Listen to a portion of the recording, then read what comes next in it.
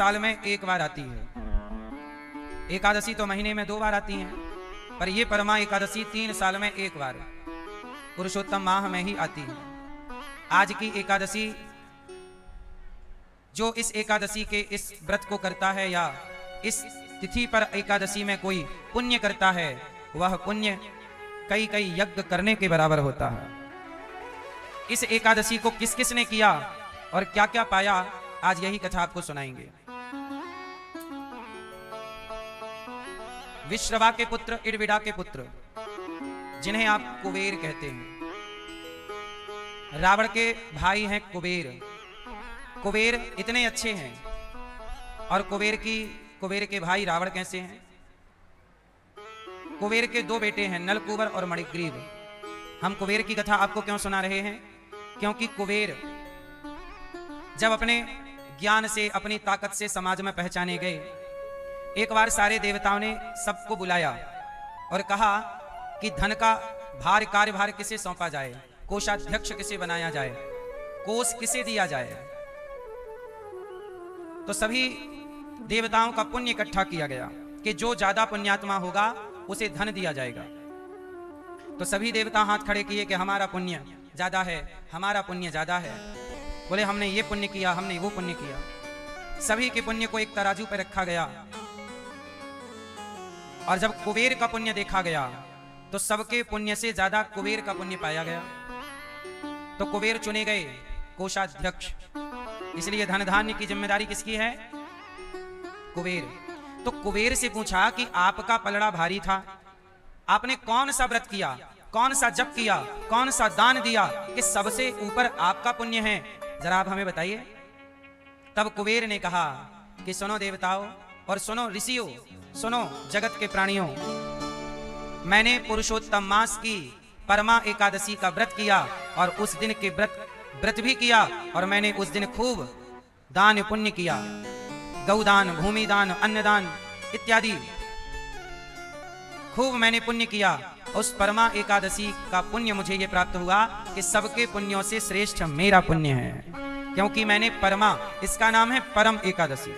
परम मतलब सबसे ऊपर, इससे ऊपर कुछ नहीं।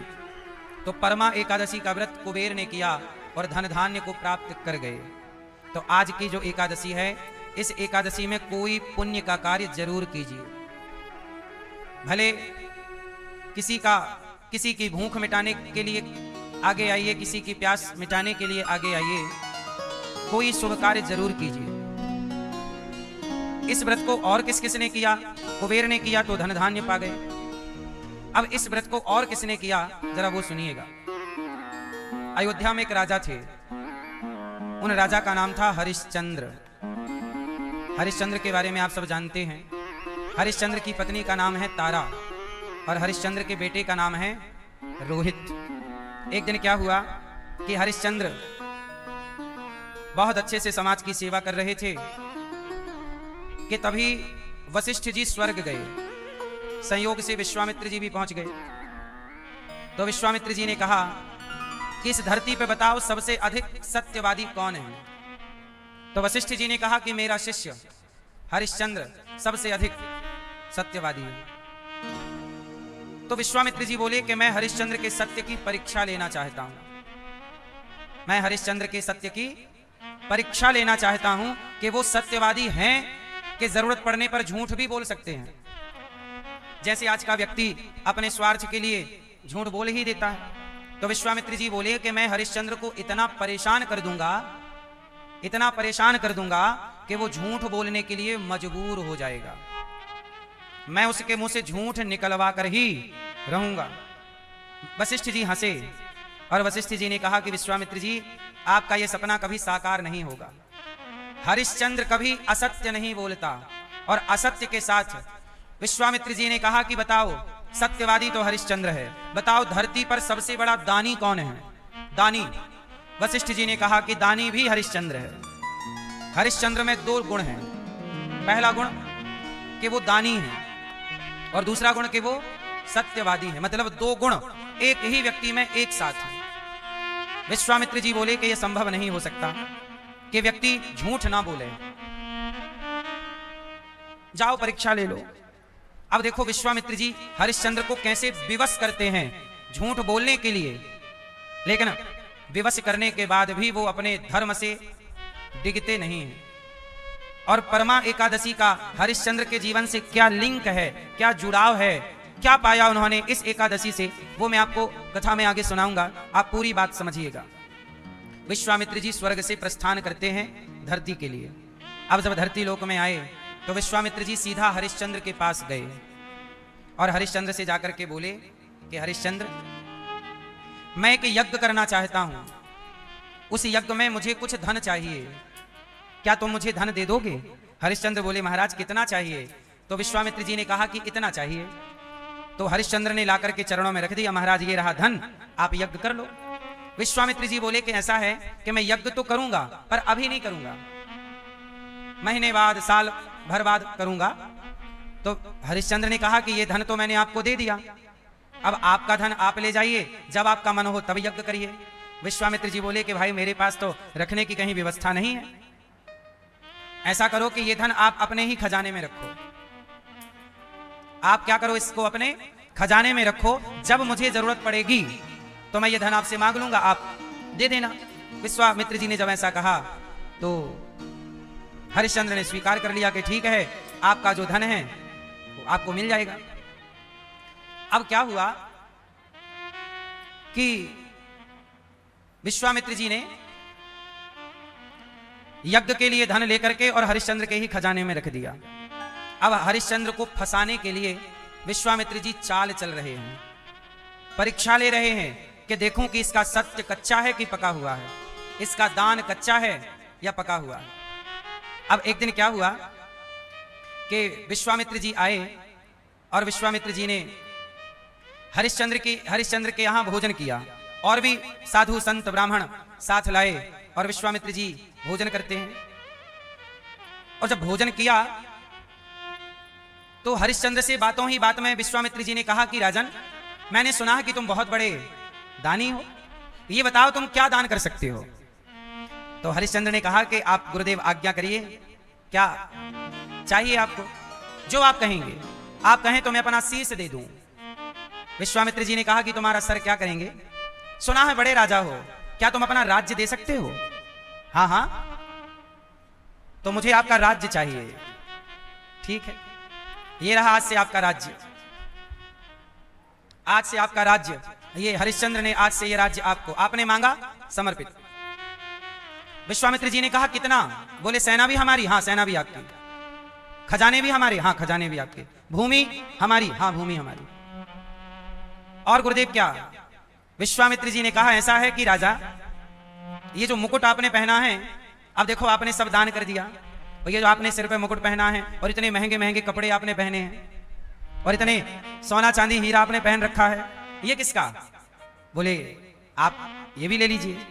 विश्वामित्र जी ने हरिश्चंद्र के पूरे कपड़े उतरवा लिए, ये भी लाओ, ये भी लाओ, पूरा, और पहनने के लिए सिंपल टाट का कपड़ा दे दिया, टाट पहनो। अब ये तो हो गया दान, हरिश्चंद्र ने अपना सब कुछ दान कर दिया, सेना, खजाना, जमीन, पूरा महल, सब दान। अब विश्वामित्र जी ने जब सब कुछ दान ले लिया, तब विश्वामित्र जी ने कहा अच्छा सुनो, हमारी उधारी तो चुकाओ। क्या चुकाओ? उधारी। क्या उधारी? बोले आपने हमें यज्ञ करने के लिए पैसे दिए थे, पर मैंने वो आपके खजाने में जमा कर दिए थे, अब मुझे यज्ञ करना है, वो पैसा मुझे दे दो तो मैं यज्ञ कर लूं। हरिश्चंद्र ने कहा तो पूरा खजाना दे दिया। अब जब पूरा ही दे दिया तो बोले नहीं, ये तो आपने, हम लोगों ने भोजन किया आपके यहाँ, ये तो आपने हमारे को भोजन की दक्षिणा में पूरा राज्यपाट दे दिया है, वो यज्ञ की बात तो अलग थी, वो बात तो अलग थी। अब ऐसा करिए कि हमें कोई यज्ञ करना है, हमें जल्दी से वो धन लाइए ताकि हम वो यज्ञ कर लें। आपने बोला था, देखो हरिश्चंद्र को ऐसे फंसा लिया कि आपने बोला था कि मैं दूंगा, अब नहीं देंगे तो हरिश्चंद्र की बात झूठी हो जाएगी। देखो सत्य की कई बार परीक्षाएं देनी पड़ती हैं। दुनिया चाहती है कि आप झूठे हो जाएं, दुनिया चाहती है कि आप झूठ बोलें, लेकिन हरिश्चंद्र ने कहा कि गुरुदेव मुझे 1 महीने का मौका दीजिए, मैंने आपके यज्ञ के लिए जो धन का कहा था, आप उसके लिए मुझे 1 महीने का अवसर दीजिए। अच्छा ठीक है जाओ। हम तुम्हें 1 महीने का मौका देते हैं, क्या करोगे? बोले कमा करके देंगे। विश्वामित्र जी बोले खबरदार, हमारे राज्य में आप कहीं काम नहीं करेंगे, हमारे राज्य में आप किसी के घर जाके काम नहीं मांगेंगे और हमारी प्रजा से भी आप हेल्प नहीं मांगेंगे, वरना आप राजा थे, आपकी प्रजा में जान पहचान है, कोई भी आपको दे सकता है, पर आप हमारी प्रजा का धन नहीं लेंगे और हमारे नगर से निकल जाइए। लो, विश्वामित्र जी ने सारा नगर ले लिया, दान में सारा धन ले लिया और कह दिया कि यहां से निकलो। अब जरा सोचिए कि आपके घर में कोई कब्जा करके और आपको ही भगाए तो। पर देखो सत्य पर कितने अडिग हैं, दे दिया है तो दे दिया। हरिश्चंद्र अपनी पत्नी तारा को लेकर और 5 साल का बच्चा है रोहित, उसे लेकर के अपने राज्य की सीमा से बाहर गए तो उनके राज्य, अच्छा पूरी धरती में उनका राज्य था, कहां जाते धरती से बाहर? तब पता चला कि किसी भी राजा के राज्य में काशी नहीं आती, किसी भी राजा के राज्य में क्या नहीं आती? काशी। बोले काशी के राजा सदा भगवान शंकर ही हैं, वहां का राजा कोई नहीं हो सकता। काशी के राजा कौन? भगवान शंकर, वहां का राजा कोई नहीं हो सकता। सदा से काशी का कोई राजा नहीं रहा है, सदा से काशी के राजा भगवान शिव ही रहे हैं। हरिश्चंद्र बोले ठीक है, हम अपने राज्य की सीमा से निकलकर काशी चले जाते हैं। और हरिश्चंद्र को 1 महीने का टाइम था कि वो धन इकट्ठा करना है, जितना धन देने का कहा था। अब काशी आ गए हरिश्चंद्र। अब काशी में गंगा के किनारे रोहित, तारा और हरिश्चंद्र बैठे। 2 दिन 4 दिन निकल गए, हफ्ता निकल गया, काम बहुत ढूंढा, काम कहीं ठीक से मिला नहीं। वो काम मिलता भी तो भाई महीने का कितना मिलेगा? 5,000, 10,000, 50,000। पर वहां यज्ञ में देना ज्यादा था, यज्ञ में देना ज्यादा था और महीने में मजदूरी भी करते तो इतना भरपाई 1 महीने में तो नहीं हो पाता। ऐसे करते करते 25 दिन निकल गए, अब तो 5 दिन बचे हैं। ऐसे सोचते विचारते 26वां दिन, 27वां, 28वां, 29वां, आज महीने का आखिरी दिन है। अब हरिश्चंद्र ने निर्णय लिया, हे गंगा मैया अपनी गोद में स्थान दे दीजिए। मैंने 1 माह का वक्त लिया था, आज महीने का अंतिम दिन है। यदि मैंने विश्वामित्र जी को नहीं दिया धन तो मैं झूठा हो जाऊंगा और झूठा होके मैं जी नहीं सकता, इसलिए मैं गंगा मैया अपने आप को आपके हवाले कर रहा हूं। मतलब डूबना चाहते हैं गंगा जी में। अपने पांव में पत्थर बांध लिए और पत्नी से कहा, तारा नाव में बिठा के मुझे पलटा देना गंगा जी में। तारा बोली, स्वामी ये क्या कर रहे हैं आप सत्यवादी हैं, यदि आपने सारी जिंदगी सत्य बोला है तो आज वही सत्य आपकी रक्षा करेगा, आज वही सत्य आपकी रक्षा करेगा। धर्मो रक्षति रक्षिता। हरिश्चंद्र बोले कोई रास्ता तो निकल नहीं रहा है, क्या करें? तारा बोली कि स्वामी एक काम कीजिए, आप मुझे बाजार में बेच दीजिए, मुझे बेचने से पैसा मिल जाएगा, उससे आप अपना कर्जा चुका लेना और आपका धर्म बच जाएगा। जो वचन है वो टूटेगा नहीं, वाणी आपकी मिथ्या नहीं होगी। हरिश्चंद्र बोले, ना देवी, मैं अपने वचन को सत्य करने के लिए अपनी पत्नी को बाजार में बेच दूंगा। लोग क्या कहेंगे कि हरिश्चंद्र कितना स्वार्थी राजा था कि अपने वचन को रखने के लिए, अपने वचन की रक्षा के लिए पत्नी को बेच दिया। ना देवी, मैं ये नहीं कर सकता। फिर तारा बोली, स्वामी मैं आपकी पत्नी हूं, पत्नी का भी तो कोई कर्तव्य होता है, तो मेरा कर्तव्य यह कहता है कि मैं अपने पति के प्राणों की रक्षा करूं, तो मैं अपने को बाजार में बेचकर और अपना जो भी बेचने का पैसा मिलेगा, मैं आपकी पत्नी हूं, मैं जितनी मदद कर सकती हूं मैं उतनी आपकी मदद करना चाहती हूं। पत्नी ने बाजार में खड़े होकर अपनी बोली लगाई, सुनो सुनो सुनो। लोग इकट्ठे हो गए। बहुत सुंदर थी तारा, भाई रानी है, महारानी है, अत्यधिक सुंदर, रूपवान। भगवान शिव की नगरी में खड़े होकर, सुनो। लोग आ गए, क्या हुआ? बोले मैं बाजार में बिकना चाहती हूं, है कोई मुझे खरीदने वाला? लोग बोले तुम क्या क्या कर सकती हो, किस पर्पस से बिकना चाहती हो? तब उन्होंने कहा कि मेरे पति को कुछ धन की जरूरत है, यदि आप मुझे इतना धन दे दें तो मैं आपके घर का झाड़ू, पोंछा, बर्तन, मालिश, आपके घर की सारी सेवा जो भी आप मेरे से कराएंगे, आपकी दासी बनकर आपकी सेवा करूंगी। अच्छा, उस बेचने खरीदने में चरित्र और बेचने खरीदने की बात नहीं थी। मतलब आप बेची तो जाएंगी पर आप काम करेंगी, बस झाड़ू पोंछा जो काम कराएंगे। आप कहेंगे तो तेल लगा देंगे पाँव में, आप कहेंगे तो पाँव की मालिश कर देंगे, आप कहोगे तो भट्टी पे कोयला डाल देंगे, आप कहेंगे तो कुएं से पानी निकाल लेंगे, आप कहेंगे तो झाड़ू पोंछा भोजन बना देंगे। पर उस खरीदने में ये नहीं था कि चरित्र भी आप अपना बेच दीजिए। वहां चरित्र खरीदने बेचने की बात नहीं थी, वहां पर केवल काम के लिए बेचना है। किसके लिए? हम काम करेंगे आपके घर का, जो काम आप कहेंगे, जितना काम कहेंगे, आपकी सेविका बनकर, दासी बनकर, काम वाली बाई बनकर आपकी सेवा करें। अब एक पंडित जी ने हाथ खड़ा किया। हाँ सुनो, क्या नाम बताया तुमने? तारा। तारा, हाँ सुनो तारा, वो मेरी पंडितानी जो है ना थोड़ा बुढ़ी है, मैं भी थोड़ा बुढ़ा हो गया हूँ, घर का काम होता नहीं है और हमारी पत्नी बिस्तर पे ही ज्यादा रहती है। तुम ऐसा करो, तुम हमारे घर चल के उसका काम धाम कर लोगी, उसके कपड़े धुलना, हमारे सबके लिए भोग बनाना, भगवान जी का भोग, बगीचे से पुष्प लाना, झाड़ू लगाना, और पंडितानी के वो पांव में थोड़ा तेल लगाना पड़ता है, कर लोगी? तारा बोली स्वामी कर लूंगी। तो सुनो, हम तुम्हें इतना पैसा देंगे। एक निश्चित किया। अच्छा, तारा ने उतना ही पैसा बोला जितना उनके पति को वचन दिया था, विश्वामित्र जी को इतना दूंगा, उतना पैसा। पंडित जी बोले नहीं, मेरे पास इतना धन नहीं है, तुम जितना कह रही हो ना उसका आधा है, यदि इतने में तैयार हो तो चलो वरना जाओ। पत्नी बोली कि मेरी कीमत पूरी तो नहीं मिल रही है, मतलब मुझे लाख रुपए चाहिए और मिल रहे हैं 50,000।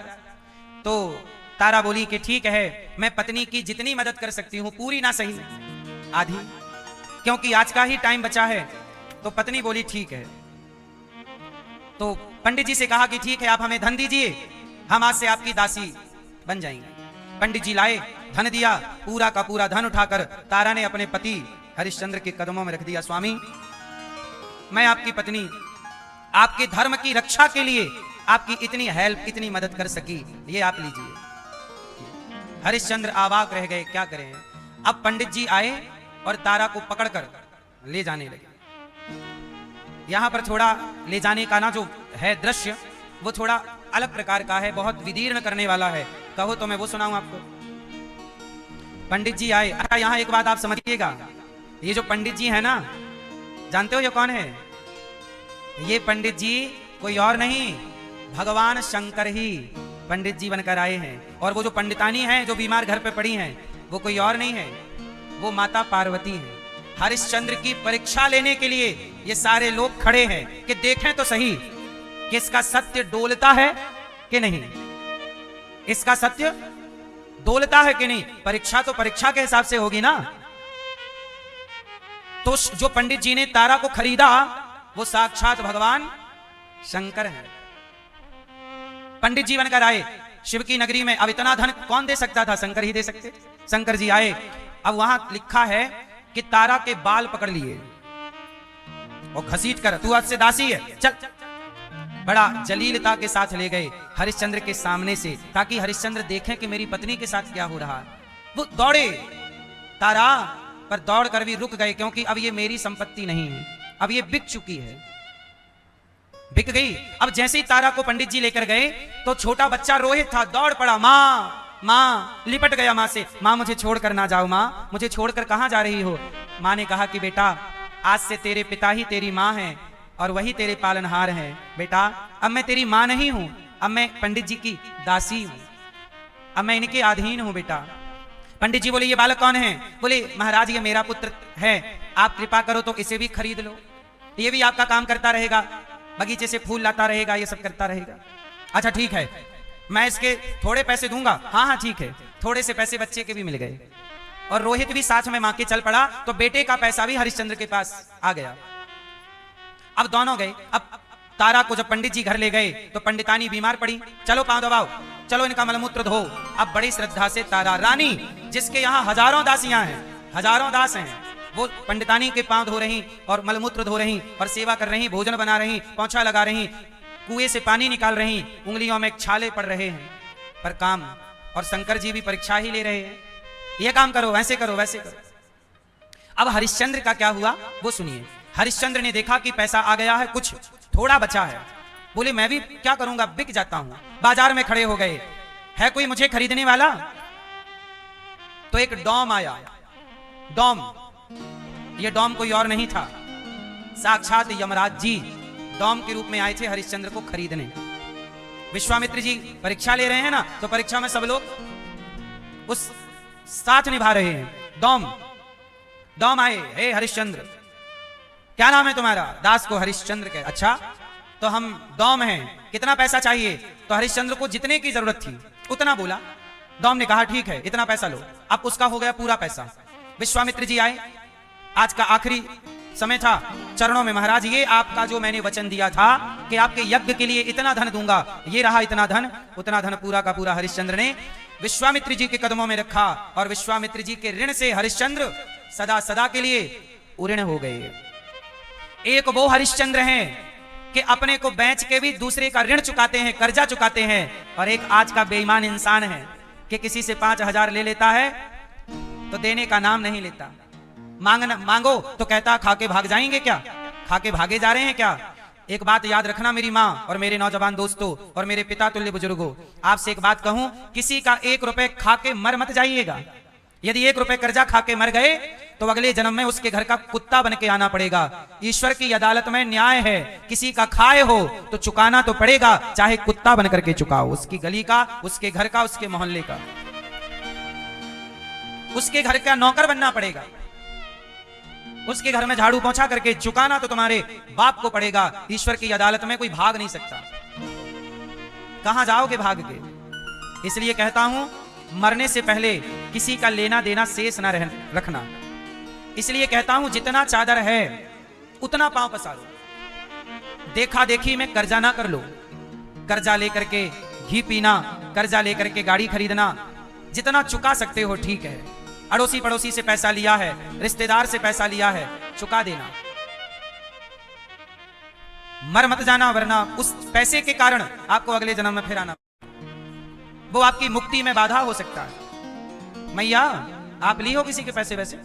हाँ सही, किसी से 1 रुपया नहीं लिया? नहीं पीली मैया आप? भैया आपने पैसे लिए किसी के उधार? चुका रहे हो समय से कि नहीं? चुका देना। 1 रुपए खा के मत मरना। बात समझ में आ रही है? आप लिए हो? आपका लिया है कोई? अच्छा, उसके लिए वीडियो बना रहे हो कि दिखाएंगे कि देख चुका दे वरना कुत्ता बनेगा। अभी आपके घर में कुत्ता है?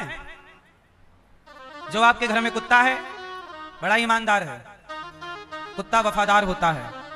ये कुत्ते कौन बनते हैं? जो आपका कर्जा खाया, भगवान उसको कुत्ता बनाते हैं कि भाई तब तो बेईमान हो गया था, अब कुत्ता होकर ईमानदारी दिखा। चल, इंसान होके तो बेईमान है, इसलिए कुत्ता वफादार होता है।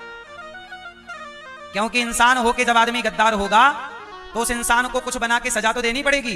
तो ईश्वर का न्याय है कि कुत्ता बना के सजा देते हैं और कुत्ता फिर ईमानदार होता है। वो कहते हैं ना, दूध से जली हुई बिल्ली छाछ को भी, दूध से जला हुआ बालक, दूध से जला हुआ व्यक्ति छाछ को भी फूक फूक के पीता है। अर्थ ये निकला कि इंसान होके जब बेईमानी करता है तब भगवान उसे ईमानदार योनि में भेजता है, कुत्ते की। तो आपको कुत्ता बनना है तो किसी का कर्जा खा के मर जाना, अगले जन्म में सीट कंफर्म रहेगी, गली के पिल्ले बन के तुम ही आओगे। हरिश्चंद्र ने पूरा कर्जा चुकाया, हिसाब क्लियर। अब डॉम ने खरीदा और कहा कि ये रहा शमशान। डॉम क्या है? शमशान में जो भी मुर्दा जलने आएगा, जलने से पहले उसका जो भी टैक्स है, जलाने का, जलने का पैसा है, वो लिया जाएगा। हरिश्चंद्र को खाना क्या है? तो बोले मुर्दे के साथ लोग कुछ खाना पीना लाते हैं, मुर्दे के लिए पिंडदान वगैरह वही करते हैं, वही तुम खाओगे जो मुर्दे के लिए है। हरिश्चंद्र गंगा के किनारे डॉम के हाथों बिक कर अब वहां की सेवा कर रहे हैं। आज भी काशी में हरिश्चंद्र घाट है। आज भी काशी में सबसे ज्यादा मुर्दे हरिश्चंद्र घाट में ही जलाए जाते हैं। और आज भी वहां पर डॉम है और कहा यही जाता है कि जिन डॉम ने हरिश्चंद्र को खरीदा उन्हीं डॉमों की परंपरा से आज भी वहां पर डॉम मुर्दे के जलने का टैक्स लेते हैं। वही आज भी लेते हैं, वही लोग हैं जो, वही परंपरा। तो डॉम आए, कहा कि ऐसे ऐसे काम। अब हरिश्चंद्र शमशान में रहने लग गए। जो भी पैसा आता वो अपने मालिक को ईमानदारी से देते। पहनते क्या? बोले कफन अपन वहां लोग छोड़ जाते, कफन पहनते, ओढ़ते। खाते क्या? जो वहां पर मुर्दे के नाम से लोग रख जाते, वही हरिश्चंद्र अपना खाते पीते रहते। पर अभी इतना ही नहीं था, आगे अभी और बाकी है। देखो जरा, इतनी कठिन भी परीक्षा हो सकती है। आपकी परीक्षा तो जरा, आपको तो जीवन में जरा कष्ट मिल जाए तो आपका धैर्य टूट जाता है, जरा सा संकट आ जाए तो आप भगवान को गालियां देने लग जाते हो। लेकिन हरिश्चंद्र इतने बड़े संकट में है। एक राजा शमशान में खड़ा है, मुर्दों वाला भोजन कर रहा है, धर्म के लिए। किसके लिए? सत्य के लिए, कि मेरे प्राण जाएं तो जाएं, मैं बिक जाऊं तो बिक जाऊं, पर मेरी वाणी झूठी ना हो। पहले एक आदमी इतना सच्चा था, और आज का इंसान देख लो, अपनी औलाद झूठ बोल देती है, औरों की क्या कहें। अब हरिश्चंद्र के साथ जो घटना घटी, वह आज तक के इतिहास में ऐसी घटना कभी नहीं घटी। हरिश्चंद्र की पत्नी पंडित जी के यहां थी। एक ऐसा सवेरा आया कि रोहित बगीचे में पुष्प तोड़ने गया। वो रोज बालक बगीचे से पुष्प लाता और पंडित जी अपना पूजा करते। आज जब वो पुष्प लेने बगीचे में गया तो आज उसे काला नाग। अच्छा, काला नाग कौन बना? विश्वामित्र जी ही काला नाग बनकर के आ गए। और विश्वामित्र जी परीक्षा तो ले ही रहे थे भाई। विश्वामित्र जी तो ये कह रहे थे कि कैसे भी करके हरिश्चंद्र से एक बार क्या बुलवाना है? क्या बुलवाना है? झूठ बुलवाना। कैसे भी करके हरिश्चंद्र से एक बार झूठ बुलवाना है, ताकि विश्वामित्र जी वशिष्ठ जी से कह सकें कि देखो तुम्हारा चेला झूठ बोल दिया। देखो जरा अपने गुरु को, अपने चेले पर कितना नाज है कि मेरा चेला कभी झूठ नहीं। ये वशिष्ठ जी कह रहे हैं, पर विश्वामित्र जी हंसना चाहते हैं वशिष्ठ जी पर कि नहीं, तुम्हारा चेला झूठ बोलता है। तो विश्वामित्र जी मौका खोज रहे हैं हरिश्चंद्र से एक बार झूठ बुलवाने का। एक बार वो अपने धर्म से गिर जाएं, एक बार वो अपने सत्य से गिर जाएं। इसके लिए विश्वामित्र जी षड्यंत्र रच रहे हैं और सांप बनकर के आ गए, काला नाग। और विश्वामित्र जी ने क्या किया? सांप बनकर आए और रोहित को डस लिया, 5 साल का बच्चा। जैसे ही उसे सांप ने डसा, उसके शरीर में जहर फैला। वो चिल्लाया, मां, सांप ने डस लिया।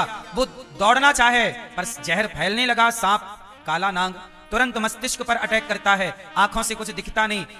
रोहित गिर पड़ा, वो पड़ा पड़ा चिल्ला रहा, भैया, मां, मुझे सांप ने डस लिया। तभी रास्ते से कोई गुजरा, उसने आवाज सुनी कि कोई बालक चिल्ला रहा, तो बगीचे में गया तो वो कोई संत थे। संत ने कहा, बालक क्या हुआ? साधु जी, वो हमें ना सांप ने डस लिया, एक बार हमारी माँ से कह दो कि तुम्हारे बेटे को सांप ने डस लिया, माँ को बुला दो, वो कोई औषधि लगाए और मुझे बचा ले। अब साधु जी दौड़े दौड़े गए, भाई ये रोहित किसका बेटा है? ये रोहित की माँ कौन है? पर कोई बाहर ना आया, क्योंकि किसी, अब वो साधु जी पंडित जी के द्वार पे पहुंच गए। अरे भाई, ये रोहित किसका बेटा है? तारा निकल कर आई, हाँ महाराज मेरा बेटा है, बगीचा गया था पुष्प तोड़ने। क्या हुआ? अरे तेरे बेटे को सांप ने डस लिया। अब तो तारा दौड़ी, और जैसे ही दौड़ी पंडित जी ने आवाज लगाई, अरे सुनो तारा, यहाँ वो पंडितानी बुला रही हैं, जरा उनको कुछ करना है, जाओ सुन लो क्या कह रही है। तारा बोली, स्वामी, अच्छा तारा बिक चुकी थी और जिसने खरीदा उसका अधिकार है। देखो तारा का धर्म देखिएगा। पंडित जी बुला रहे हैं, यहाँ कहां जा रही थी? मरे हुए सांप डसा बेटे को, बेटे की ओर दौड़ा। पंडित जी ने आवाज लगाई, यहां हो। रुक गई तारा। क्यों रुक गई? क्योंकि तारा के पांव में धर्म की बेड़ियां हैं।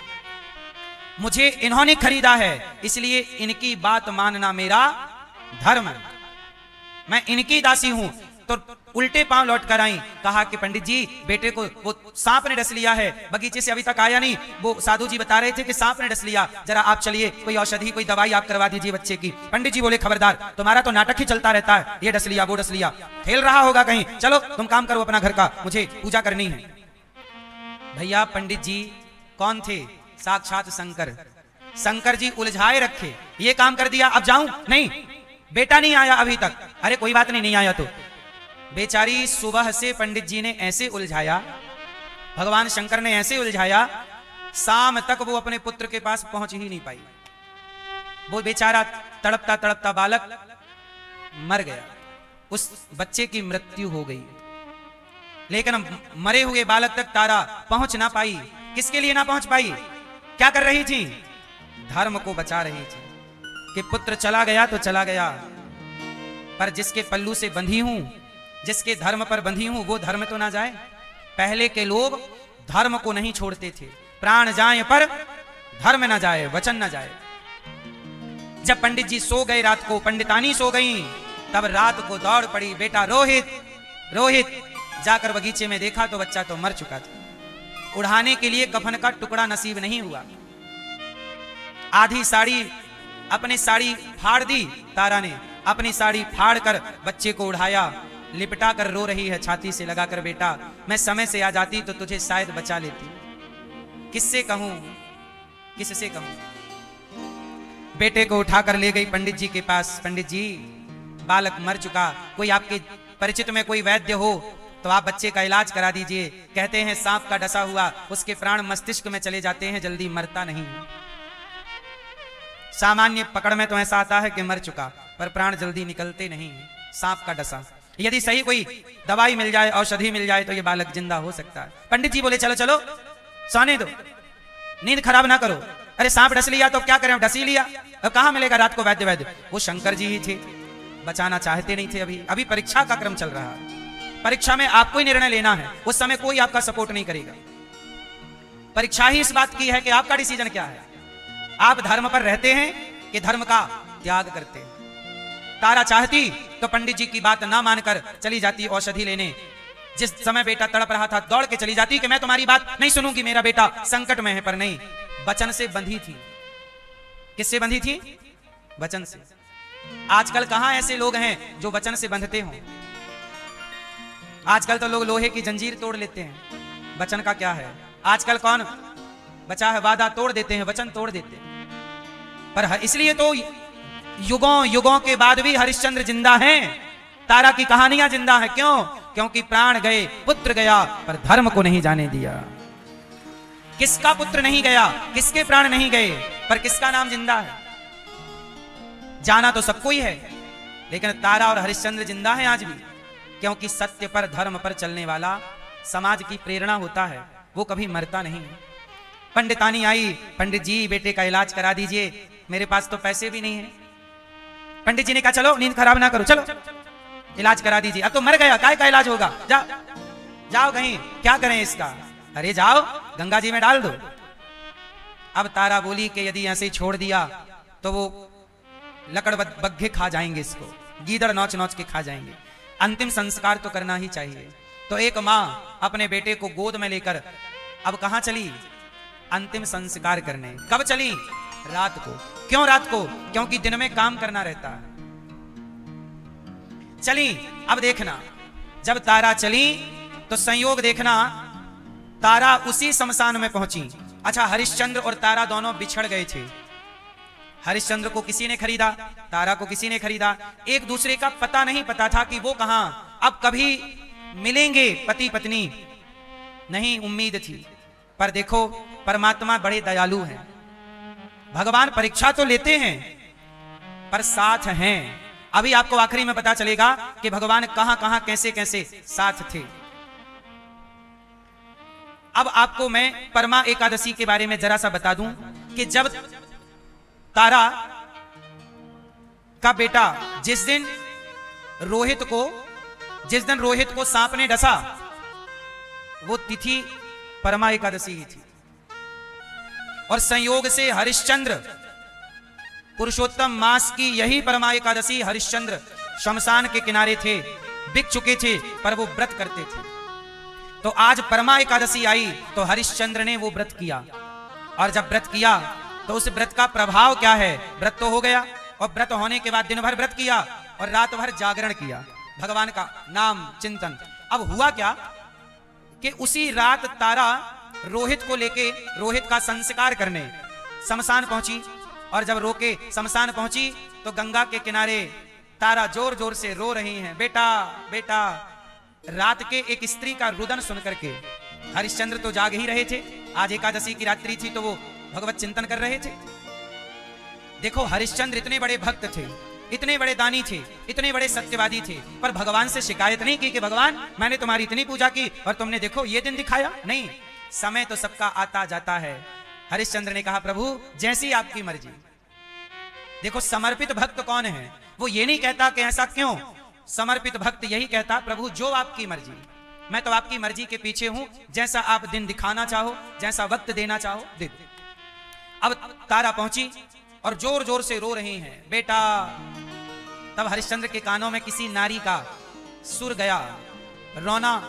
हरिश्चंद्र खड़े हो गए, लगता है कोई अबला नारी है। अच्छा, हरिश्चंद्र को नहीं पता था कि मेरी पत्नी रो रही है। चूंकि हरिश्चंद्र का भी हुलिया बदल गया, दाढ़ी बड़ी बड़ी हो गई, शमशान में रहते रहते मुर्दों के धुआं से शरीर काला पड़ गया। वर्षों बाद मिलन हुआ। यह घटना बिछड़ने के वर्षों बाद की है। तो तारा भी अब बिल्कुल सूख सी गई। पंडित जी के यहाँ खाना पीना पर्याप्त नहीं, काम काम काम काम, शरीर भी सांवला पड़ गया और सूख गई। अब दोनों एक दूसरे को पहचान पाएंगे इसकी संभावना कम है। तभी हरिश्चंद्र जी आए और आके कहा, देवी क्या हुआ, क्यों रो रही हो? तारा ने कहा, पुत्र के वियोग में रो रही हूं महाराज, पुत्र के वियोग में। क्या हुआ तुम्हारे पुत्र को? महाराज, मेरे पुत्र को एक सांप ने डस लिया। तब हरिश्चंद्र समझा रहे हैं, अच्छा, हरिश्चंद्र को नहीं पता कि ये मेरा ही बेटा मरा हुआ है और पत्नी मेरी है। क्योंकि रात का टाइम है, अंधेरा है, पूरा पूर्णिमा का प्रकाश तो है नहीं, तो थोड़ा अंधकार है और रूप भी बदल चुके हैं दोनों के, हुलिया बदल चुका है। तारा बोली, पुत्र को सांप ने डस लिया। तब हरिश्चंद्र बैठ गए और बोले कि देवी, ये संसार मृत्यु लोक है, यहां कोई आएगा कोई जाएगा, सबको आना है और सबको जाना है। क्यों रोना है? आपका बेटा इतने ही सालों का था, अपना काम पूरा किया, चला गया। मत रो, आपको भी मरना है, हमें भी मरना है, किस किस के मरने पर रोएंगे? तारा बोली, महाराज ये तो बात सही है, मैं जानती हूं कि ये मृत्यु लोक है, सबको मरना है। दुख इस बात का नहीं है कि बेटा मर गया, पुत्र की मृत्यु हो गई। तो देवी, दुख किस बात का है? अब तारा ने कहा कि महाराज, मुझे दुख इस बात का है कि कभी मुझे मेरे पति मिलेंगे और पूछेंगे कि बेटा कहां है। मैं क्या जवाब दूंगी कि मैं आपके पुत्र की रक्षा ना कर पाई। तो हरिश्चंद्र बोले, देवी आपके पति कहां हैं? तारा बोली, पता नहीं मेरे पति कहां हैं। अच्छा, तारा को क्या पता कि मेरे पति को किसने खरीदा, कहां है? देखो, दोनों की बात चल रही है पर दोनों एक दूसरे से अनजान हैं। तारा बोली, पता नहीं मेरे पति कहां हैं। तो हरिश्चंद्र बोले, अच्छा, तो आपके पति क्या आपसे नाराज होके कहीं चले गए? तारा बोली, ना महाराज, मेरे पति तो मेरे से अत्यधिक प्रेम करते हैं, पर समय ने, काल चक्र ने हम दोनों को अलग अलग कर दिया। ऐसी क्या मुसीबत आन पड़ी देवी कि आप दोनों अलग अलग हो गए? कहा, महाराज ये कहानी लंबी है। हरिश्चंद्र ने कहा, ये रात बड़ी लंबी है, अपनी कहानी ही सुना दो। तारा ने कहा कि हमारे पति का नाम हरिश्चंद्र है। अब हरिश्चंद्र के कान खड़े हो गए। हरिश्चंद्र है? हरिश्चंद्र तो मैं ही हूं। अब हाँ हाँ देवी, हरिश्चंद्र की पत्नी, क्या नाम है आपका? महाराज मेरा नाम तारा है, ये बच्चे का नाम रोहित। पता नहीं क्या हुआ, हमारे प्रेम में किसकी नजर लग गई और हमारे पति ने किसी को कुछ धन देने के कहा, पर वो धन हम दे ना पाए, इसके कारण हमें बाजार में बिकना पड़ा। मुझे किसी ब्राह्मण ने खरीदा, मैं काम करती हूं, पर मेरे पुत्र को सांप ने डस लिया। मुझे नहीं पता महाराज कि मेरे पति कहां चले गए। पता नहीं वो मुझे ढूंढ रहे होंगे, पर उन्हें क्या पता कि मैं कहां हूं। अब मुझे मेरे पति कब मिलेंगे? हे गंगा मैया, मुझे मेरे पति से मिला दो। एक बार तो कम से कम वो अपने इस पुत्र को देख लें कि अब उनका पुत्र इस धरती पर नहीं रहा। हरिश्चंद्र रो रहे हैं, ये मेरा ही पुत्र है, ये मेरी ही पत्नी है, ये मेरी कथा है। तब रोते हुए हरिश्चंद्र ने कहा कि तारा, गंगा मैया ने तुम्हारी पुकार सुन ली। क्या पुकार? अभी आपने कहा ना कि हे गंगा मैया, मुझे मेरा पति मिला दो। तारा, मैं ही हरिश्चंद्र हूं। गंगा मां ने तुम्हारी पुकार सुन ली, देखो मैं हरिश्चंद्र। अब तारा ने नजरें उठाई, देखा हुलिया क्या था। स्वामी आप चरणों में गिर पड़ी, पुत्र के मृत्यु का दुख भूलकर पति की इस हाल का दुख रोने लग गई। तारा, आपको क्या हुआ महाराज? आपको ये क्या हुआ? देवी, जो पैसा तुम्हारे से और पुत्र से आया वो पर्याप्त नहीं था, मुझे अपने को बेचना पड़ा, दाम ने खरीदा, शमशान में रहता हूं, वो पैसा पूरा करके दिया और कर्जे से मुक्ति मिली। अब तारा रो पड़ी और तारा रो रो कर कहने लगी, स्वामी मुझे क्षमा कर दीजिए। हरिश्चंद्र बोले, देवी किस बात की क्षमा? मैं आपके पुत्र की रक्षा ना कर सकी, मैं आपके पुत्र को बचा ना सकी, इस बात की रक्षा, इस बात की क्षमा कि मैं आपके पुत्र की रक्षा ना कर सकी।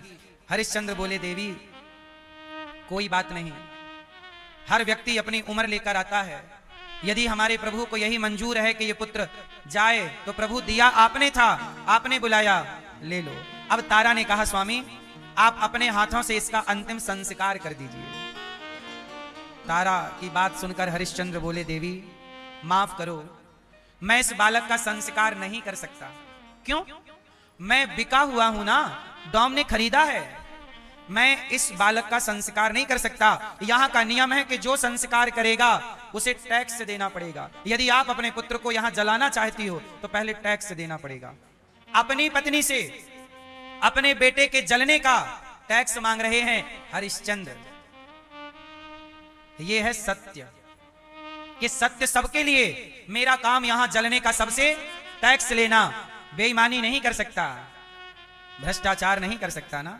मालिक ने जिसने मुझे खरीदा है उसे धोखा नहीं दे सकता। इतने ईमानदार, इतना ईमानदार कोई कैसे हो सकता है? विश्वामित्र जी परीक्षा ले रहे थे, पर विश्वामित्र जी भी हर समय साथ थे, अप्रत्यक्ष रूप में। ये देखना चाहते थे कि इनका सत्य कहां टूटा, इनका वचन कहां टूटा। वो विश्वामित्र परीक्षा लेने वाले रो रहे हैं, इतना सत्यवादी कैसे हो सकता है? तारा, क्या तुम्हारे पास कुछ पैसे हैं कि तुम इसका टैक्स दे सको? तारा बोली, मेरे पास कहां पैसा, मैंने तो आधी साड़ी फाड़ कर इसे कफन उठाया है, कहां पैसा आएगा मेरे पास? हरिश्चंद्र ने कहा, तो एक काम करो, इस शमशान में इसे जला नहीं सकते, दफना नहीं सकते, तो क्या करें स्वामी? तारा, गंगा जी हैं, ऐसा करो कि इस बालक को इसके पांव में पत्थर बांधकर, कमर में पत्थर बांधकर रस्सी से, और इसे गंगा जी में डाल दो। गंगा जी में विसर्जित करने का कोई टैक्स नहीं है, पर यदि इसे यहां अग्नि संस्कार करेंगे तो इसका एक टैक्स है, वो पैसा देना ही पड़ेगा। वरना मेरे मालिक को मैं क्या कहूंगा कि मैंने अपने बेटे को बिना पैसे से जला दिया?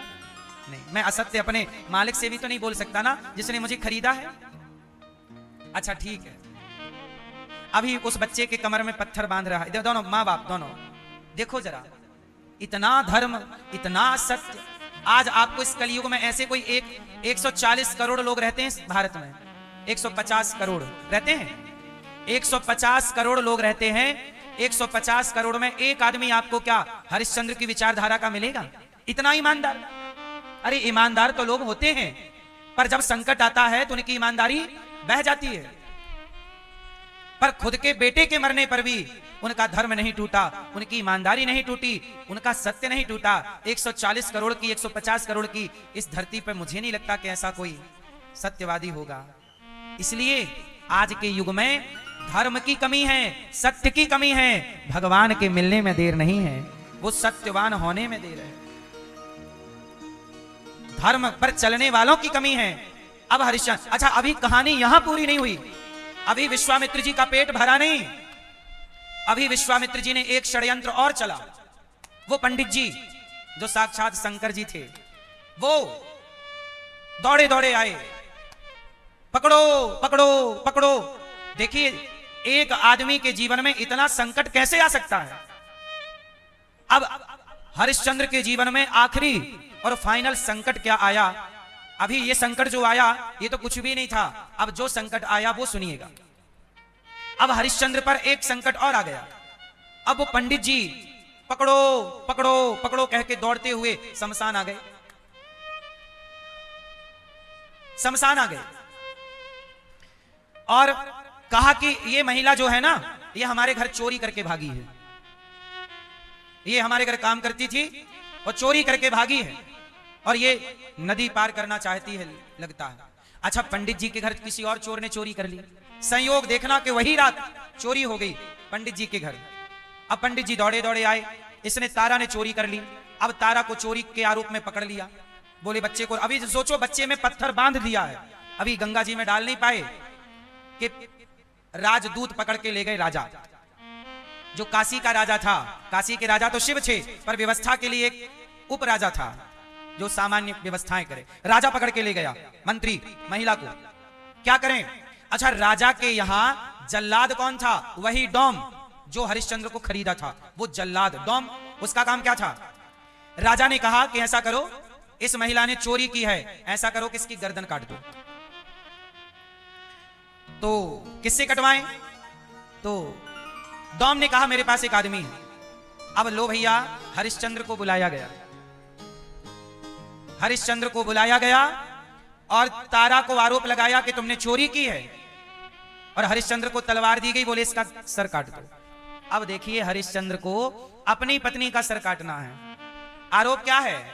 कई बार आपके जीवन में आपको मिथ्या आरोप लग जाते हैं, झूठे। और विश्वामित्र जी जब षड्यंत्र रचे तो आरोप कुछ भी लग सकते हैं। जब कोई आपके लिए षड्यंत्र ही रचे तो आरोप कुछ भी लग सकते हैं। हरिश्चंद्र ने, अच्छा मालिक ने आज्ञा दी कि काट दो, तो तारा बड़ी प्रसन्न हो गई कि चलो पुत्र की मृत्यु हो गई है, अब पति के हाथ से मेरी भी मुक्ति हो जाएगी। अच्छा है, स्वामी तलवार उठाइए और चलाइए। हरिश्चंद्र के हाथ कांप रहे हैं, पत्नी की गर्दन पर तलवार कैसे चलाएं? तब पत्नी ने कहा कि स्वामी, पुत्र गया तो आ जाएगा, पत्नी गई तो आ जाएगी, पर आपका धर्म चला गया तो कभी ना आएगा। स्वामी डगमगाओ ना, जब इतना आपने धर्म के लिए जीवन में इतना कष्ट सहा है तो अंतिम कष्ट। और हरिश्चंद्र ने तलवार उठाई। अब हरिश्चंद्र के डौम मालिक ने आज्ञा दी है, यदि उसकी आज्ञा का पालन नहीं करते तो असत्य हो जाएगा ना। विश्वामित्र जी तो यही चाहते हैं कि एक बार पकड़ में आ जाए इनकी कमी, झूठ कि तुमने तो ये पालन नहीं किया। हरिश्चंद्र ने तलवार उठाई और जैसे ही गर्दन काटनी चाहिए, अब भगवान काशी विश्वनाथ, भगवान शिव को देखा ना गया। शिव भी तो सब देख ही रहे थे, भगवान शंकर प्रकट हो गए। हरिश्चंद्र बस अब नहीं। वो पंडित पंडितानी आ गई, कहा देवी ये आरोप तुम पे जो लगा चोरी का मिथ्या था। तारा दौड़ी अपने बेटे की ओर के, मैं उस बेटे को तो अग्नि नहीं तो जल समाधि तो दिला दूं। तब भगवान शिव ने कृपा दृष्टि डाली और रोहित मरा हुआ शिव की कृपा से जीवित हो गया। और जब जीवित हुआ वहां पर विश्वामित्र जी प्रकट हो गए। विश्वामित्र जी ने कहा हरिश्चंद्र, मैंने तुम्हारी परीक्षा ले ली। इतिहास में जब तक ये धरती रहेगी आपको ही सत्यवादी और दानी कहा जाएगा।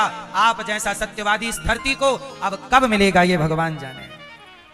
सत्यवादी, इसलिए सत्यवादियों में हरिश्चंद्र का नाम ऐसे ही नहीं लिया जाता।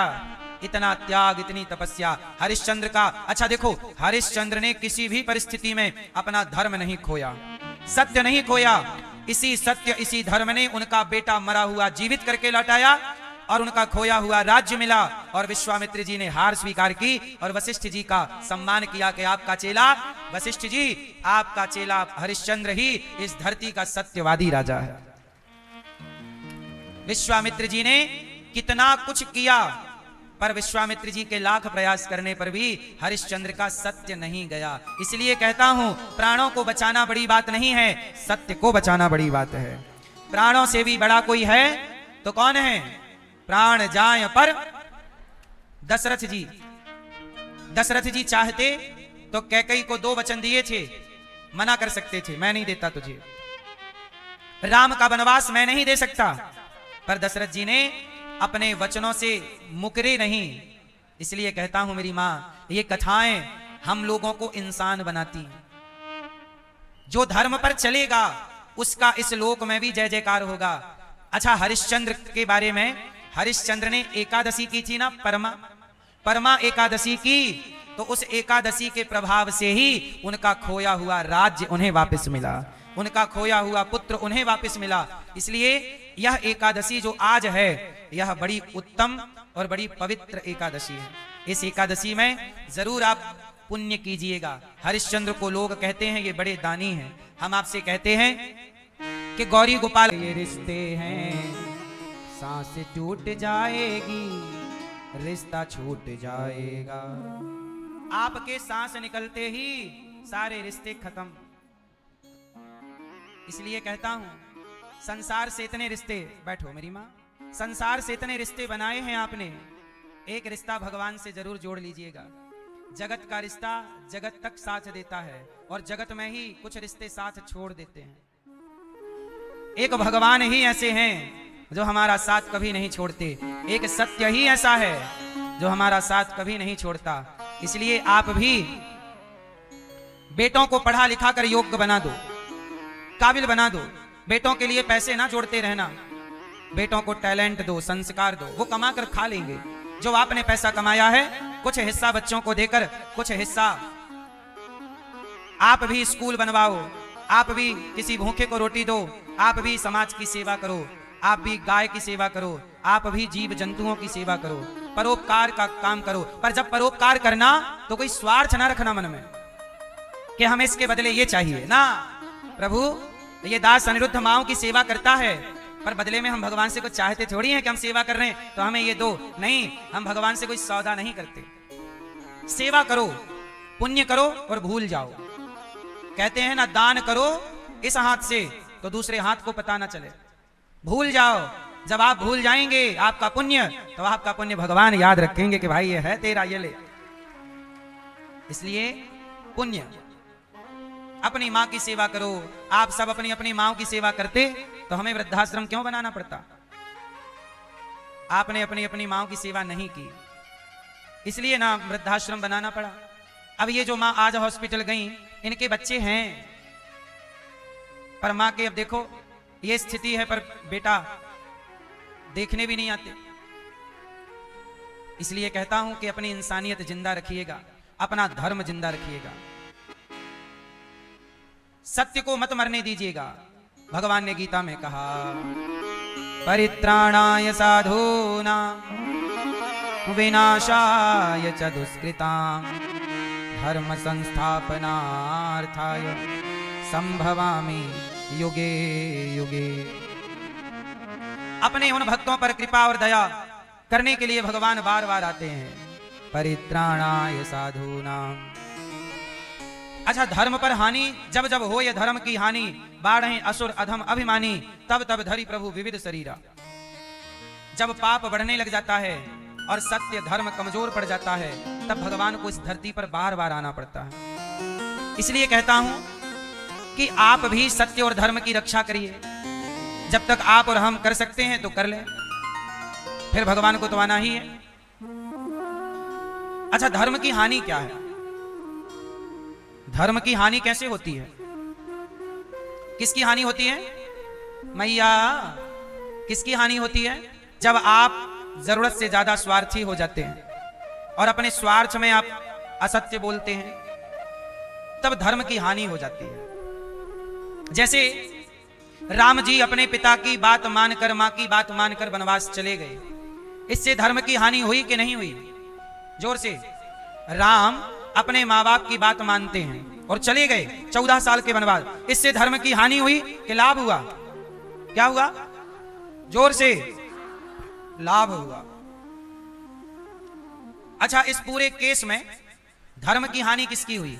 क्या दशरथ जी के धर्म की हानि हुई? दशरथ जी ने तो वचन दिया, कैकेयी को पूरा किया, उनकी हानि नहीं। राम जी ने बात मानी, उनकी हानि नहीं। कौशल्या जी के धर्म की हानि नहीं। तो बताओ, इस पूरे मैटर में धर्म की हानि किसकी हुई? किसका धर्म गया और किसका नहीं गया? राम का धर्म नहीं गया, दशरथ जी का धर्म नहीं गया, पर कैकेयी मां का धर्म, अपने बेटे को राजा बनाने के चक्कर में दूसरे के बेटे को वनवास भेज दिया। आपका बेटा राजा बने, ये बात तो सही है, आपका बेटा डॉक्टर इंजीनियर बने, ये तो बात सही है, पर दूसरे के बेटे का बिगाड़ कर तो ना बनाओ। आपका बेटा राजा बने, पर दूसरे के बेटे का बिगाड़ कर तो ना बनाओ। आप जीतो, पर दूसरे को अधर्म से, उसे तो ना बीमार कर दो। इसलिए कहता हूं, राजा बनना बुरा नहीं है मेरी मां कैकेयी मां। आपका बेटा राजा तो है ही, भरत जैसा राजा कौन होगा, पर दूसरे के बेटे को आपने वनवास दे दिया। कई बार आप भी इतने स्वार्थी हो जाते हैं। कई बार अब हमारे देश में देखो ना, बड़े बड़े अफसर जो 70-80 हजार रुपए महीना कमाते हैं, वो बेचारे 500 रुपए रोज का मजदूरी कमाने वाले से पैसा मांगते हैं, चलो ला। अब गरीब आदमी से जब आप भ्रष्टाचार करते हैं, बेईमानी करते हैं, तो बताओ, ले जाके अपने बच्चे को दे दिया। तो किसी बच्चे को परेशान करके, किसी को रुला कर आप हंस रहे हैं, क्या यह हंसना धर्म है? क्यों मैया बताओ? क्या दूसरे के बेटे को जंगल भेजना अपने बेटे को राजा बनाने के लिए सही है? क्या दूसरे के थाली की रोटी उठा लेना इसलिए उठा लिया कि मेरे बेटे को मैं रोटी दे दूं? अपने बेटे को रोटी खवाना सही है, पर दूसरे की थाली से रोटी उठाना तो सही नहीं है। सही है? एक राजा और हैं जिनकी कथा आप थोड़ा कम जानते हैं, आप उनकी बात करते हैं। एक राजा है, हमारे देश में तो तमाम भक्त हुए, तमाम भगवान के अवतार हुए। एक राजा हुए जिन्होंने जब नगर में सूखा पड़ा तो उन्होंने अपना पूरा खजाना खोल दिया, पूरा खजाना प्रजा में बांट दिया, दीन दुखियों में बांट दिया और सब कुछ बांट दिया। और स्वयं उस नगर में सूखा पड़ा, कुछ हुआ नहीं, सब नगर छोड़कर चले गए। तो राजा, रानी और उनका एक छोटा बालक, ये तीनों जंगल चले गए। अब जंगल में नदियों का पानी तो मिल गया, पत्ते फल फूल जितना मिला खाया, पर कभी मिल जाए तो कभी ना मिले। एक दिन क्या हुआ कि राजा रंती देव एक गांव में पहुंचे, वहां पर भंडारा चल रहा था। कोई एक व्यक्ति ने भोजन बंटवाया सबको। देखिए, जब आप भंडारा कराते हैं तो पता नहीं कौन कौन जरूरतमंद आके वहां ग्रहण करते हैं, हमें पता नहीं लगता कि जरूरतमंद है।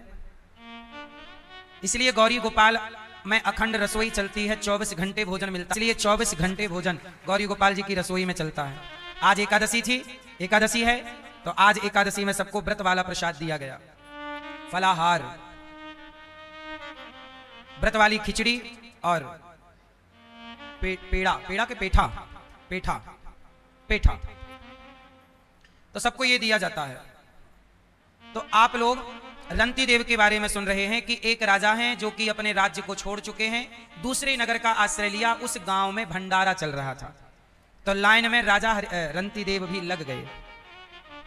और जब ये लगे तो इनको भी मिला प्रसाद, थोड़ी सी खिचड़ी मिल गई, थोड़ा सी रोटी पूड़ी जो भी रही होगी मिल गई, पत्नी को भी मिल गया और बच्चा था इनका वो भी लाने में लगा उसी। मतलब तीनों को पेट भर भोजन आज मिला। अब तीनों अपना प्रसाद लिए और नदी के किनारे जाके बैठ गए, पेड़ की छांव में, वहां खाएंगे आराम से बैठकर। अब जैसे ही तीनों भोग लगाकर प्रभु का वो खाने वाले थे कि परीक्षा चालू हो गई। कितने दिन के भूखे थे जानते हैं? महीनों के भूखे थे, लगभग 2 महीने से भूखे थे पति, राजा, रानी और उनका बेटा। कितने महीने से? लगभग 2 महीने से। आज 2 महीने बाद भरपेट भोजन मिला है और जैसे ही खाने वाले थे कि एक चांडाल कुत्ते लेकर के आ गया। और चांडाल बोला, एक व्यक्ति आया कुत्ता लेकर, कहा कि भैया हम बड़े भूखे हैं, 15 दिन हो गए कुछ खाया नहीं। जबकि राजा रंती देव कितने दिन के भूखे थे? 2 महीने। और सामने वाला क्या बोल रहा है? 15 दिन। राजा ने अपनी थाली खिसका दी, आप खाओ। आप देखो, खुद भूखे हैं पर दूसरे को खिला रहे हैं। पत्नी बोली, स्वामी आप ना खिसकाइए थाली, हमारी वाली आप भैया ले लो, ये खा लो। बच्चा बोला कि नहीं नहीं आप ये वाला। अब उस व्यक्ति है ना, ये भी भूखा। तीनों का भोजन वो आदमी कर गया और बचा हुआ कुत्ते खा गए। तीनों को फिर भूखा रहना पड़ा। तीनों गए नदी में पानी पिया और ईश्वर की ओर, भगवान की ओर देखकर राजा ने ईश्वर का धन्यवाद किया। तो वो व्यक्ति जो आया था भोजन लेने, चांडाल, उसने कहा कि आपने भगवान का धन्यवाद क्यों दिया? आप तो महीनों से भूखे हो, भगवान दयालु होते तो आपको भोजन ना देते। तब राजा ने कहा, नहीं नहीं, हमारे भगवान तो दयालु हैं, हमने धन्यवाद इसलिए किया कि प्रभु आज आपने भोजन नहीं दिया तो कोई बात नहीं, कम से कम पेट भर पानी तो दिया है। जो नहीं दिया उसकी शिकायत नहीं, जो दिया है उसका धन्यवाद तो कर दो। आप लोग ईश्वर से शिकायत करते रहते हैं कि ये नहीं दिया, ये नहीं मिला, इसकी शिकायतें बड़ी हैं, पर जो दिया है उसका धन्यवाद कितना है? उसका धन्यवाद नहीं है। राजा ने पानी पिया और धन्यवाद दे दिया। और जब धन्यवाद दिया तब भगवान प्रकट हो गए। वाह राजन वाह, तुमने अपनी थाली दान कर दी, खुद भूखे थे फिर भी दिया, युगों युगों तक तुम्हारा नाम रहेगा। इसलिए मैं आपसे बस ये बातें इसलिए बता रहा हूं कि देखो, आप भोजन करिए, छीन कर नहीं, अपना भी देने का प्रयास करिए कि मैं भूखा रह जाऊं, साधु ना भूखा जाए। राम इतना दीजिए जामे कुटुंब समाए, मैं भी भूखा ना रहूं, कोई साधु ना भूखा। आपके द्वार से कभी कोई भूखा ना जाए, आप भी भूखे ना रहें, परंतु ये निर्णय लेना पड़े कि मेरे पास एक रोटी है और मुझे भी भूख लगी है और सामने वाले को भी भूख लगी है, तो अब ये निर्णय आपको लेना है कि वो रोटी मैं खाऊं या सामने वाले को खिलाऊं। जब व्यक्ति भूखा होता है ना, तो भूख भी लोगों को अंधा कर देती है।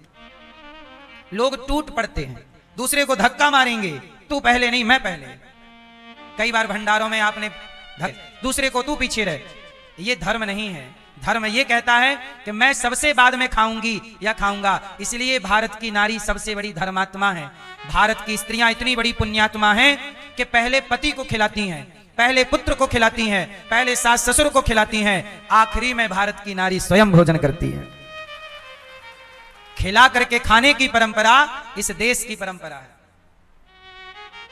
खिलाकर खाने की परंपरा इस भारत की परंपरा है मेरी मां। इसलिए एक रोटी है, आप भी भूखे हैं और सामने वाला भी, क्या करोगे आप कभी ऐसी स्थिति आ जाए तो? वही आपकी परीक्षा है। ये एक बात आप समझ लो, जब आपके जीवन में संकट आए, कष्ट आए, जब आपके दिन बुरे चलें, समझ लेना ईश्वर आपकी परीक्षा ले रहे हैं। और इस समय अपने धैर्य को बनाए रखिए, नजरें भगवान की ओर, वाणी मिले तो बाती बन, तू भी तो किसी का साथी बन। दीप मिल जाए तो बाती बन जाना, और कोई भला मिले तो साथी बन जाना। मन मंदिर को कर ले सरोवर, मन में ही राम तू पाएगा, पता नहीं किस रूप में आकर नारायण मिल जाएगा, पता नहीं किस रूप में आकर नारायण मिल जाएगा। कान लगा के बातें सुन ले, सूखे हुए दस्तखतों की, लेता है भगवान परीक्षा सबसे प्यारे भक्तों की। एक प्रश्न है गहरा, एक प्रश्न है गहरा, जिसकी थाह लगाना है। एक प्रश्न इतना गहरा है कि भगवान, आप लोग कहते हो कि जो अच्छा काम करता है भगवान उसी की परीक्षा क्यों लेते हैं? अरे परीक्षा सबकी थोड़ी ली जाती है। जिसे हरिश्चंद्र बनाना होगा उसी की ना परीक्षा होगी, और परीक्षा के बाद क्या बनेगा? हरिश्चंद्र। अब इतने सारे भक्त यहां बैठे हैं, जिस पर कृपा करनी होगी उसकी परीक्षा चालू हो जाएगी, क्योंकि परीक्षा के बाद ही तो परिणाम आएगा। जो फूल धरे हर डाली पर, विश्वास तो रख उस माली पर। तेरे भाग में पत्थर है तो, तेरे भाग में पत्थर है तो पत्थर भी खिल जाएगा, और पता नहीं किस रूप में आकर नारायण मिल जाएगा। विश्वास तो रख उस माली पर, जो फूल धरे हर डाली पर। विश्वास तो रख, यदि तेरे भाग में पत्थर आया तो चिंता ना करना, तेरे लिए वो पत्थर भी हीरा हो जाएगा, है ना? एक बात बताएं मेरी माँ, जब भगवान को देना होता है ना, तो हमने गांव में सुना कि एक आदमी सवेरे सवेरे शौच करने गया, लोटा लेके, लोटा में पानी भरा गया खेतों में शौच करने, और वो शौच करने बैठा तो जैसे ही बैठा तो उसके पांव में ना कोई लकड़ी, कोई ठूंठ नीचे था, वो चुभ रहा, वहीं बैठा वो भी वो चुभ रहा, तो उसे लगा इसको खाड़ दूं। तो उसने जैसे ही उसे ठूंठ को, ठूंठ मतलब समझते हैं, पेड़ सूख गया है, उसका बचा हुआ कोई हिस्सा पड़ा है, चुभ रहा है, उसे लगा कोई गुजरेगा उसे भी ये चुभेगा, रास्ते पे है, तो चलो मैं ही इसको पहले निपटा देता हूं। तो उसने जान लगाई, ताकत लगाई, ठूंठ को खींचा, और जब ठूंठ को खींचा तो ठूंठ निकल के तो उखड़ गई, पर उसके नीचे, माटी के नीचे कुछ चमक रहा था। उसने मिट्टी हटाई, देखा तो एक घड़े पर सोने से भरा सिक्का, जिसे हड़ा कहते हैं, सोना मिल गया जमीन में। कब मिला? लोटा लेके गया था,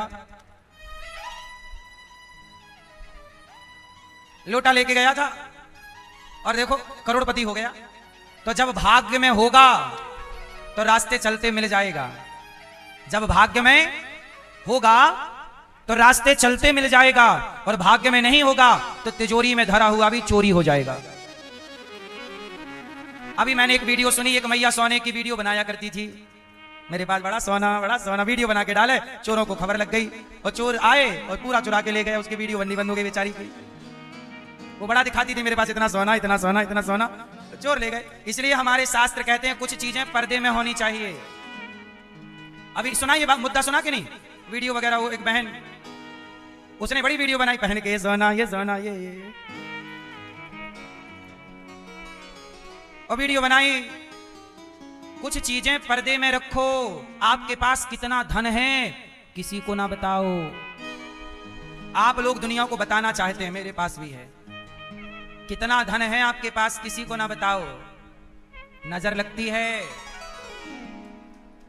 बोलो मेरी मां हाँ कि ना।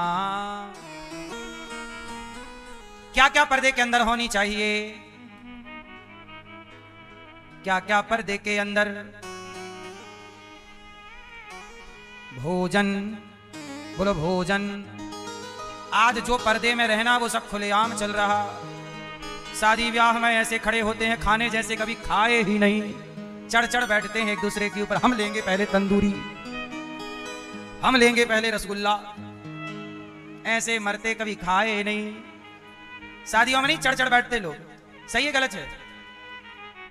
आप लोग भी तो जाती हो भैया देना। हाँ? भले गिर जाए, मुंह टूट जाए, पर नहीं। एक पीछे वाला थाली आगे करता, आगे वाले के कपड़ों में गिर जाता उसकी साग भाजी। अरे कपड़े गंदे कर दिए, खाया 50 रुपया का, धुलवाई लगी 200। हाँ, तो भोजन पर्दे में छिप करके खाओ, अंदर खाओ, घर में खाओ। भोजन भजन, इसलिए भजन माला जो होता है ना उसके अंदर होता है, गौमुखी के अंदर। भजन सीताराम, कितना माला जपा, कितना भजन किया, किसी को बताने की क्या जरूरत? आप लोग तो बताते हो, हमने तो आज 20 माला जपा, आज 25 माला, क्यों बता रहे हो? भजन, भोजन भजन। और बताओ और क्या पर्दे में? भोजन भजन और नारी। भोजन भजन और नारी। नारी भी धन ही है, धन, नारी भी धन है, तो ये धन में आ गया। भोजन भजन और नारी, ये सब पर्दे के अधिकारी। अब जो पर्दे के अंदर की चीजें थी अब वो हो गई बाहर, सब उल्टा हो गया। पहले आदमी जाता बाहर था लोटा लेके, खाता घर पे था, आज खाने बाहर जा रहा है, लोटा घर पे ही है। बोलो हाँ।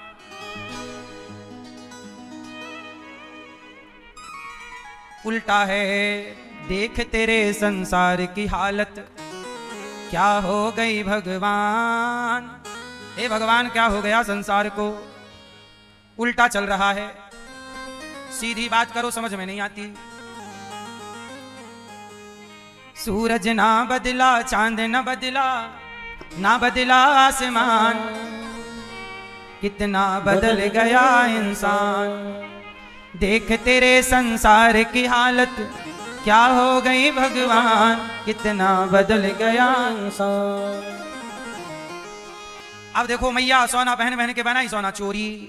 इसलिए धन को अंदर रखो, छिपा के रखो, ज्यादा दिखाने की जरूरत नहीं है। कुछ चीजें पर खूब पैसा कमाओ, खूब धन कमाओ, पर किसी को पता ना लगे, क्योंकि आप जब धन का प्रदर्शन करें। अच्छा, चोरों को कैसे पता चला कि मैया के पास सोना है? वीडियो बना के डाल दी, ये सोना, ये हार पति का, पति ने दिलवाया, ये सास ने दिलवाया, इतना। अब चोरों को लगा इसकी बात तो है। एक तरह से वो चोरों को निमंत्रण दे रही थी, आओ आओ आओ। चोर भी गरीब के यहाँ काहे को जाएगा? चोर पहले ये देखते हैं कि कहां ज्यादा है ना? आपके पास है सोना ज्यादा? इसलिए कुछ चीजें चुप बताने की नहीं होती। बोलो हाँ, ज्यादा ना बताओ, वरना मोदी जी अभी बोले हैं खरीदो मत।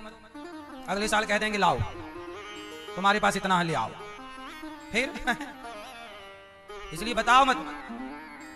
मोदी जी को पता लग गए थे कि आप लोगों के पास 2.5 लाख रुपया है, तो नोट बंद करवा दिए, सब मैया ले जाके दे रही हैं। लो भैया क्या करेंगे नोटों का।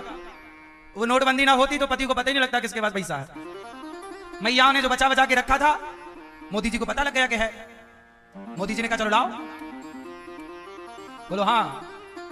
तो पूरे चेंज कराने के चक्कर में पति को पता, बोलो हाँ। वैसे अब तो मैया फिर जोड़ ली होंगी आप लोग का, इसलिए मोदी जी फिर प्लान कर रहे हैं, प्लास्टिक के नोट ला रहे हैं। बोले ये भी अब गया। हाँ, अभी मोदी जी के दिमाग में फिर चल रहा, फिर चेंज करेंगे एक बार। और प्लास्टिक के आने वाले हैं नोट, कागज वाले जल्दी चलते नहीं ना, वो गीले हो जाते हैं पसीने सीने में और टूट फूट जाते हैं, फट हो जाते हैं। तो नोटों का नुकसान ना हो इसलिए प्लास्टिक के नोट आने वाले हैं। विदेशों में प्लास्टिक के नोट चलते हैं, पहले से चल रहे हैं। इंग्लैंड में प्लास्टिक का है और कनाडा में भी प्लास्टिक के नोट हैं, बहुत सारे देशों में है पहले से प्लास्टिक वाले नोट। अब भारत में भी आने वाले हैं प्लास्टिक के नोट। काय के नोट आएंगे तो आपके फिर से 2.5 लाख रुपया हो गए होंगे। हाँ, मोदी जी बोले कागज वाला बंद, प्लास्टिक वाला चालू।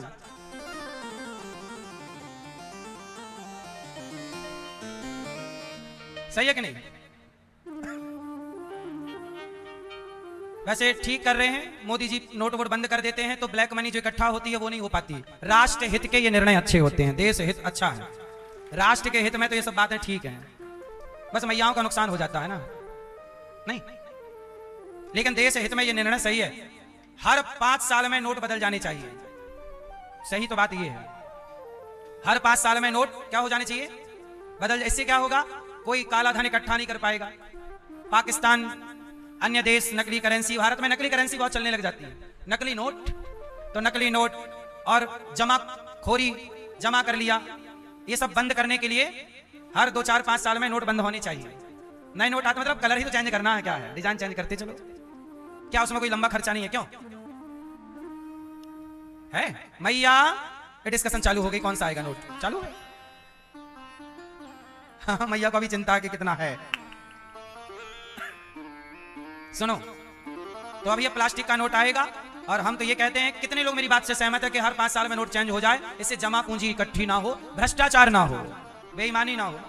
और 5 साल तो मैंने ज्यादा बोला है, और कम जल्दी भी हो तो अच्छा है, देश हित में है ये।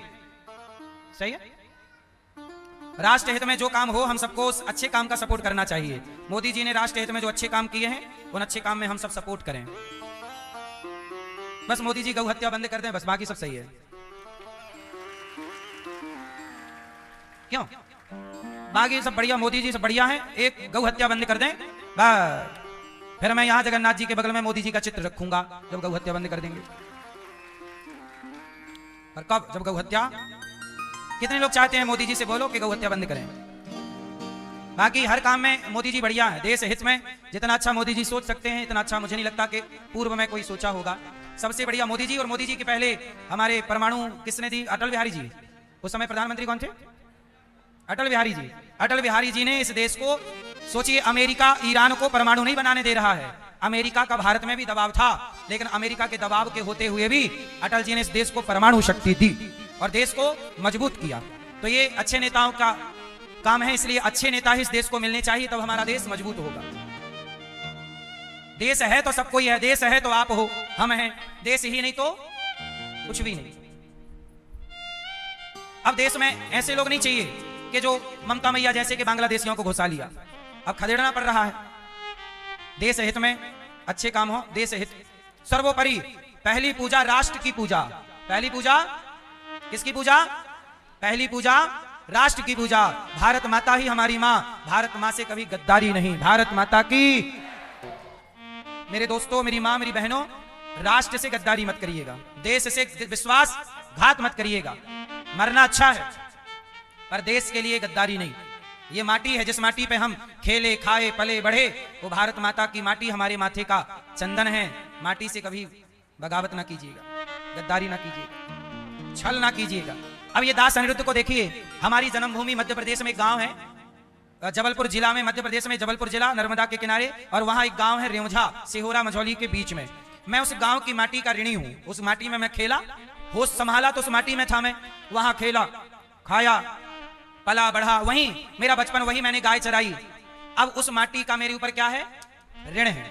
तुम पता है मैंने वो ऋण कैसे चुकाया? चुका कभी नहीं सकता, फिर भी चुकाने का एक प्रयास है। तो मेरे गांव के लोगों से मैंने कहा कि गांव वालों बताओ मैं आपको क्या दूं। अच्छा, मैं पहले बचपन में गांव में भीख मांगता था। मैं अपने गांव में क्या करता था, सबके घर जा जाके, हमारे घर में गरीबी इतनी थी कि भिक्षा मांगनी पड़ती थी।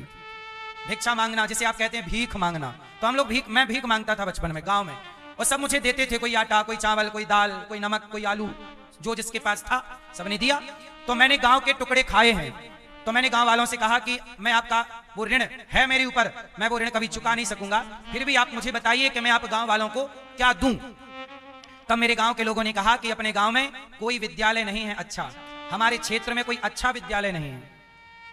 तो मैंने गांव के लोगों को प्रॉमिस किया कि आपका ये बेटा इस गांव को एक अच्छा 1 से लेकर 12वीं तक सीबीएसई बोर्ड का एक ऐसा विद्यालय देगा जो निःशुल्क रहेगा, और जहां शिक्षा भी होगी बच्चों की और संस्कार भी होंगे, जहां बच्चे धोती कुर्ता पहन के भारतीय पहनावे के साथ स्कूल जाएं, डॉक्टर, इंजीनियर, एडवोकेट बने, पर संस्कारवान होकर के बने। तो मैंने गांव के लोगों के लिए ये सोचा है। सही है मेरा सोचना कि गलत? ये क्या है? ये अपनी माटी का ऋण चुकाना है। क्या है ये माटी का? मैं अपनी माटी से गद्दारी नहीं करता, जिस माटी की खाता हूं उस माटी को वापस देने का प्रयास करता हूं। इसलिए आप भी अपनी माटी के प्रति ईमानदार रहो, पैसा कमाओ पर चुकाओ।